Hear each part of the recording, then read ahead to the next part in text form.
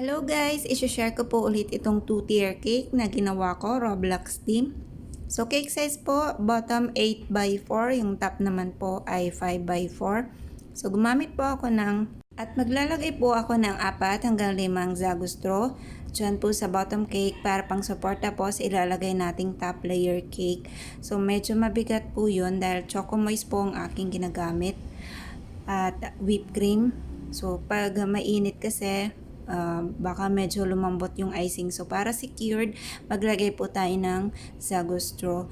So mga 4 hanggang 5, so okay na yon. Importante may Zagustro. Importante din po sa Zagustro ay pantay-pantay yung pagkat po ninyo para hindi minsan mataas yung kabila, yung kabila naman ay mababa. So para pantay, kailangan pantay-pantay din po yung Zagustro.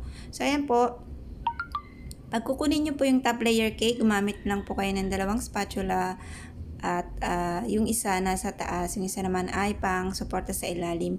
So ayan po, ganyan po kasi ako mag-stock ng 2-tier cake. Hindi ko po kasi kaya yung naipatong na yung top layer cake sa kalalagyan ng icing. Parang ang tagal ko kasing gawin pag ganun.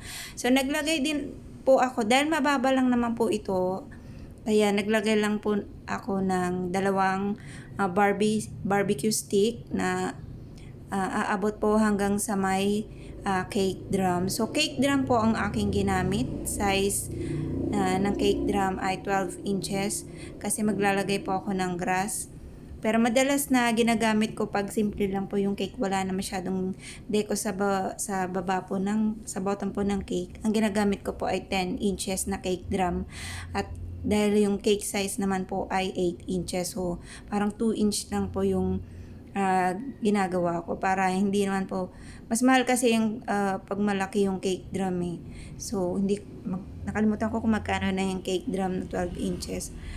Wood po yung ginamit ko dahil mas mura kaysa dun po sa styrofoam na cake drum. So ayan po, naglagay po tayo ng grass dahil madalas sa design po ng Roblox ay may grass siya. So ayan po, naglagay po ako ng grass. Hindi po ako gumamit ng turntable dahil mababa po kasi yung sa camera sa cellphone, kaya yan, iniikot ko na lang siya. So dun po sa top layer ng cake, ang ginamit ko pong cake board ay yung ordinary, so manipis lang siya, size 6 inches. So hindi ko na po tinatanggal yan, kinakat ko na lang po yung sobra dyan po sa may cake board para kasama ipapatong na rin dyan sa may cake kasi ewan ko, ganun, nasanay po kasi ako na ganun. So naglagay na rin po tayo ng grass dyan po sa may gitna po ng cake para matakpan po yung yan, yung sobra. So ayan po, photo paper po, glossy photo paper po ang ginagamit ko, A4 glossy photo paper. So yan po ay bumibili na po ako sa online kasi mas mura siya, nasa 45 pesos yata yung 20 pieces na. At maganda yung quality ng photo paper na nasa online. Mahirap kasi maghanap sa mga bookstore at mas mahal pa. So doon na lang ako sa online. So ayan po, pag yung topper po na ididikit natin sa cake, kailangan po lagyan natin siya ng tape sa likod, yung photo paper, para hindi po tumagos yung icing, lalo pag dark color yung icing. Yan, tatagos po kasi yan sa photo paper pag tumagal.